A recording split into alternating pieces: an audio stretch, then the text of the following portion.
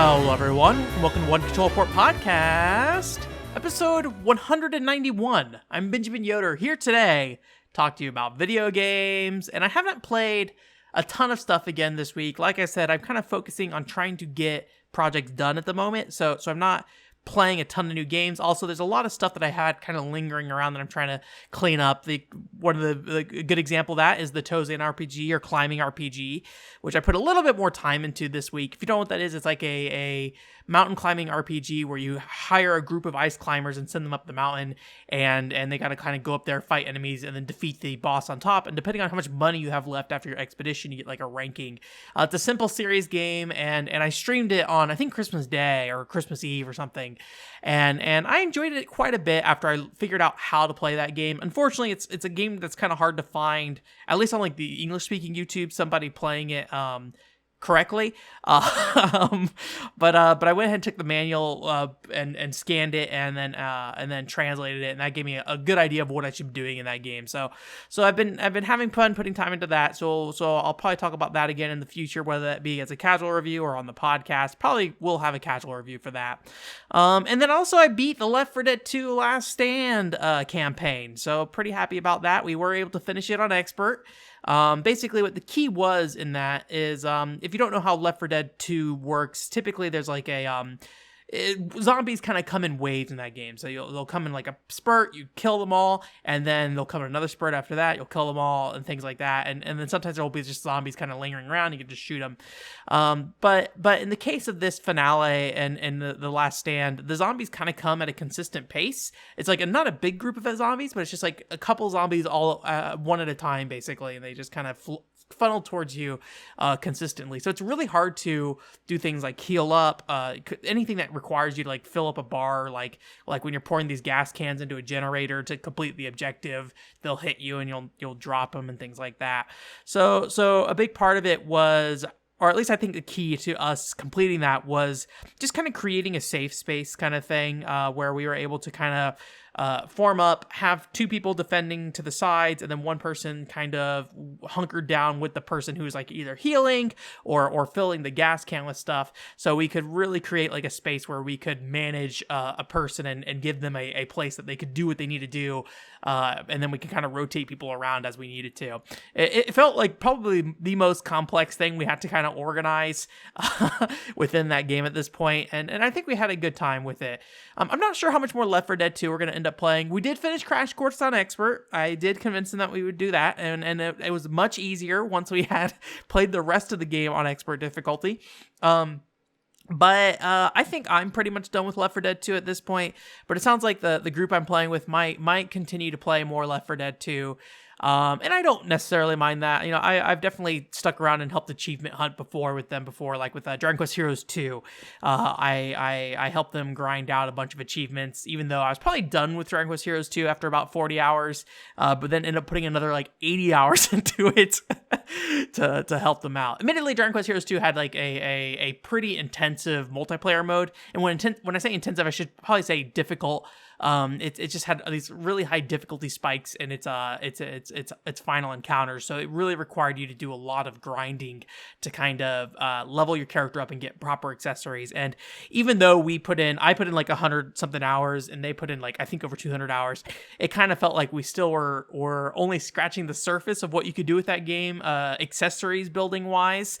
So you know, I think we eventually just kind of gave up at some point. We did everything but the final downloadable boss fight you could get from the game, or online multiplayer boss fight, whatever you want to call it. So, but yeah, I don't mind doing that kind of achievement hunting stuff so much. But I think I personally, when it comes to multiplayer stuff, I'm ready to move on.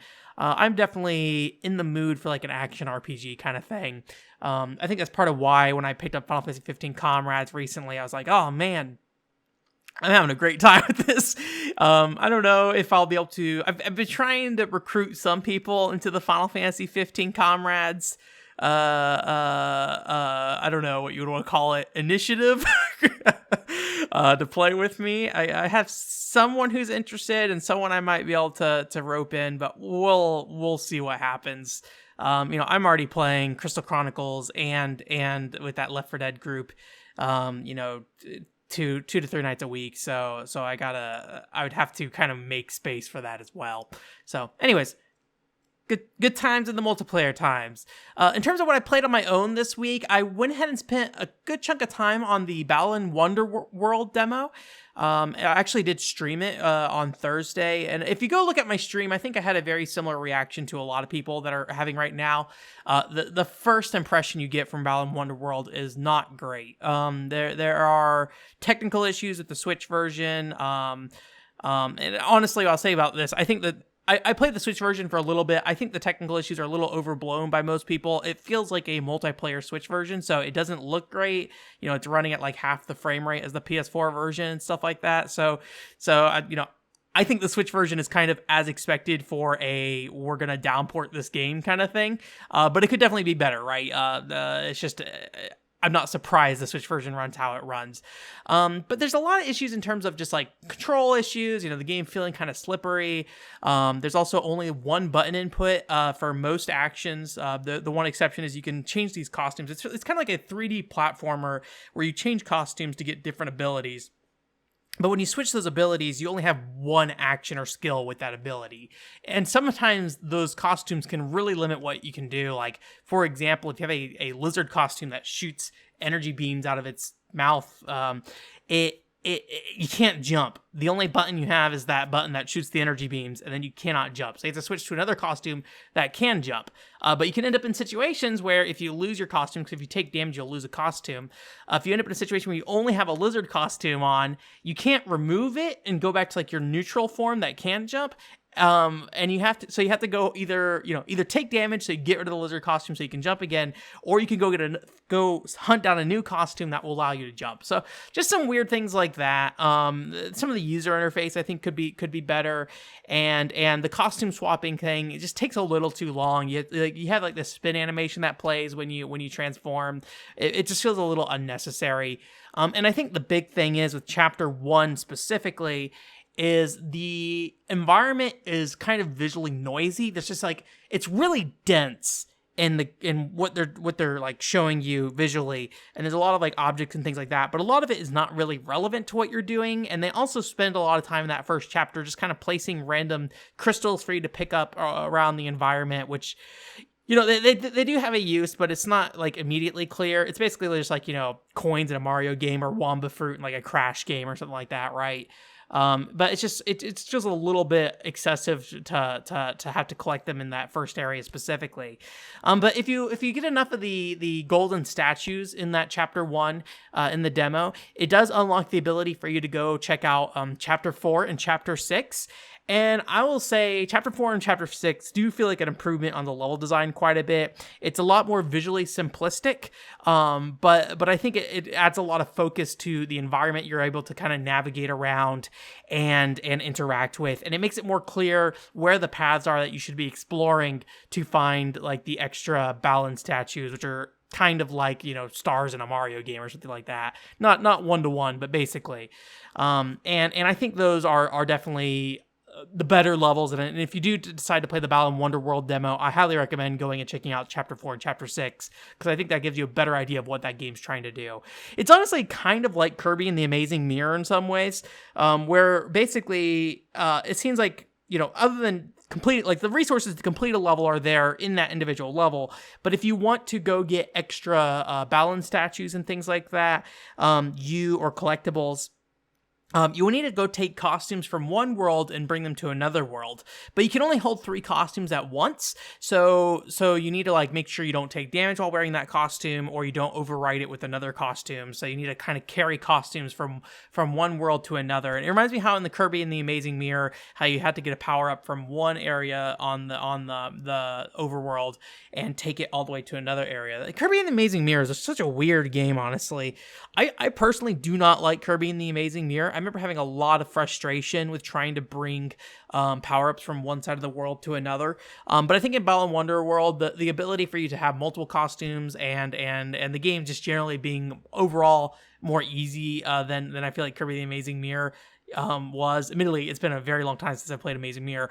I feel like that it's not nearly as frustrating. And I like in this game that there are very clear ways you can solve like platforming puzzles and things like that with certain costumes, but they do allow you to use other costumes to complete your goals. So one thing I did was there was a statue that's kind of floating out, and what you have to do is you have to like ride this platform out there, and then it seems like, I don't know what costume it is, but there seems like there's a costume that kind of allows you to extend your reach further and go grab some stuff that's floating in the air, then come back to where you were before. That's my best guess is what that costume may or may not be.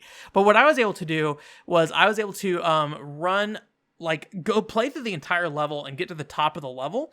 And then when you're looking down, you can see the rest of the level. And I was able to use the sheep costume to float all the way down to this golden statue, pick it up, and then float back over to the start of the level. And I just played through the level again so I could bring it up to the top. So it was like a way that I could get that statue without having the intended route. And I feel like there are a couple instances I found of that throughout the game. And I'm glad that game has that flexibility to allow you to do that.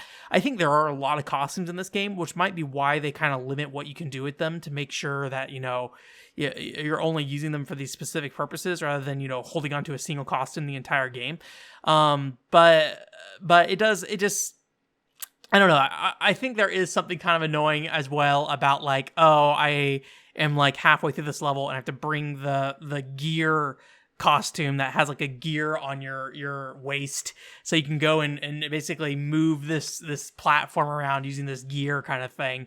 And that's like the only reason why you need that costume in that level. So you have to like leave the level, go get that, go from the other, and then come back from that other world, bring it back into that level, and then use that gear costume there. Like I think there's a little bit of backtrackingness and kind of tediousness that kind of comes with that. But again, it was only the demo, so maybe things are improved. I don't know. I didn't check to see if there was an official release. Somebody told me it might be March this year, and then I also saw somebody say it's only listed for 2021.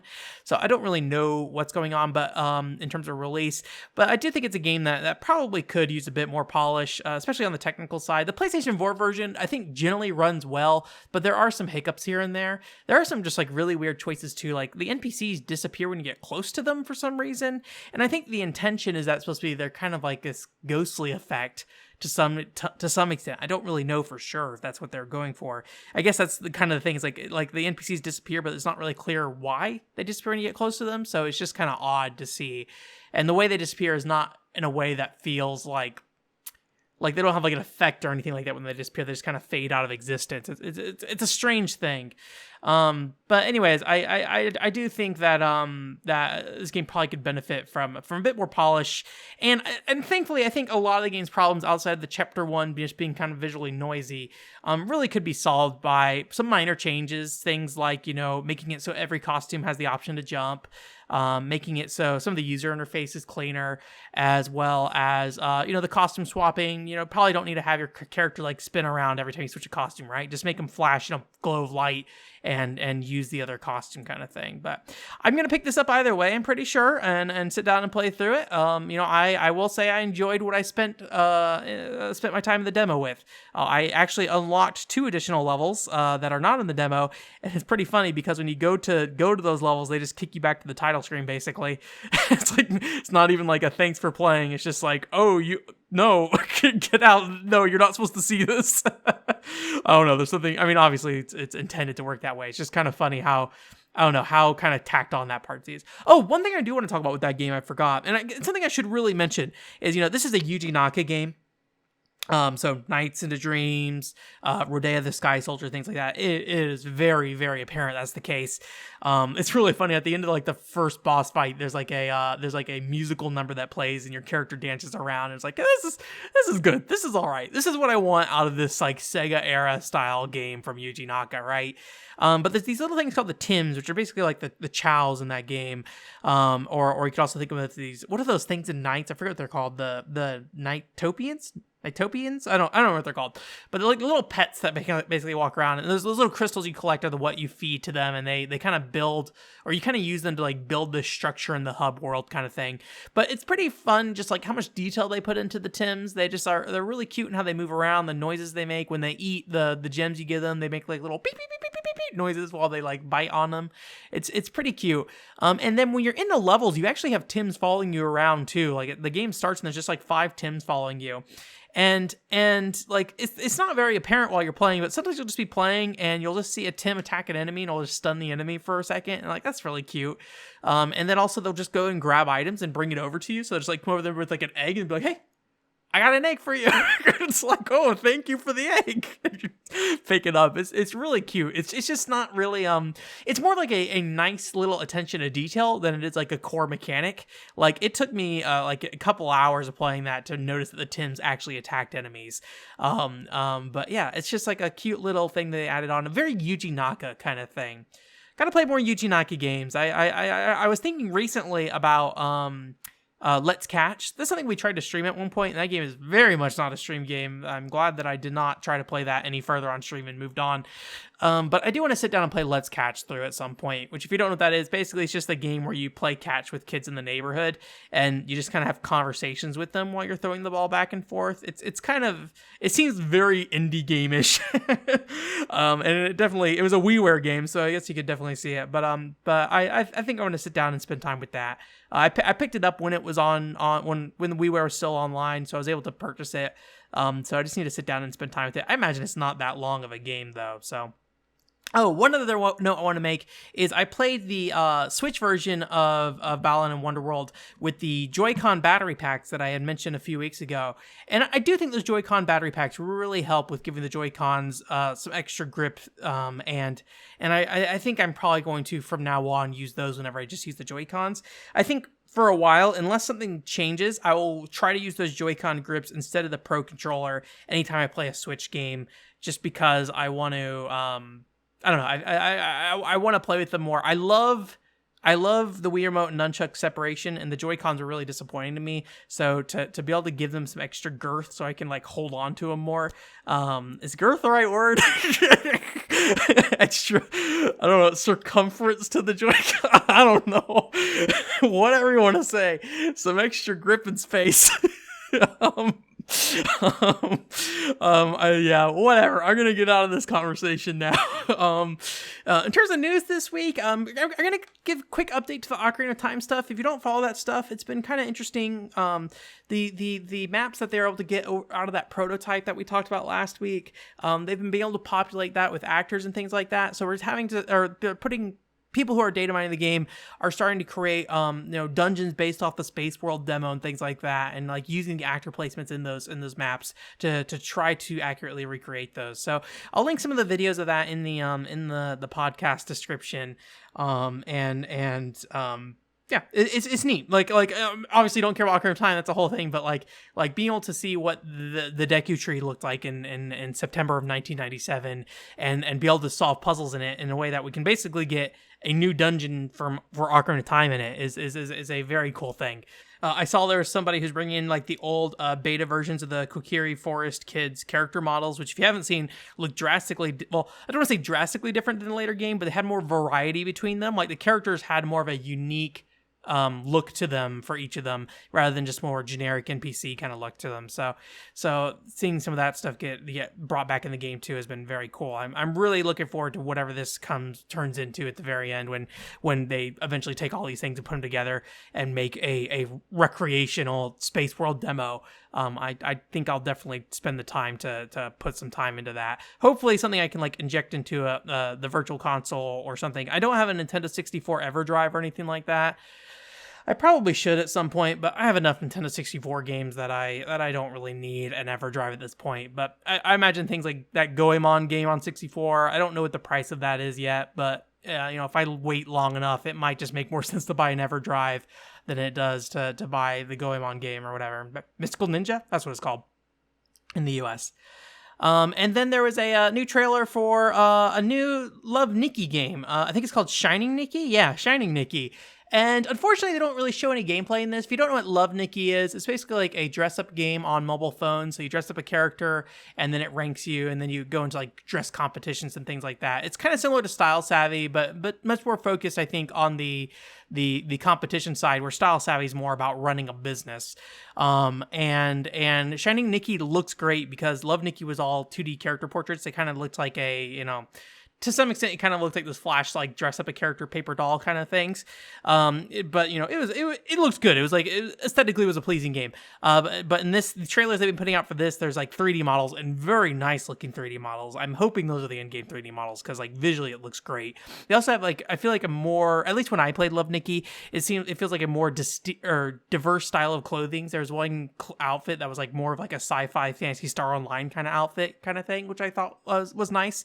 But yeah, I want to see more of what that is. Unfortunately, it's probably gonna be mobile only, so that means I'm probably not gonna play it.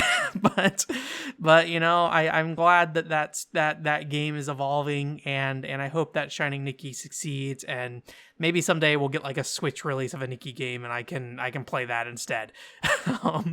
For now, I'll just need to play Aikatsu when I get to that, or finish up Happy Dance Collection. That's what I really need to do, actually.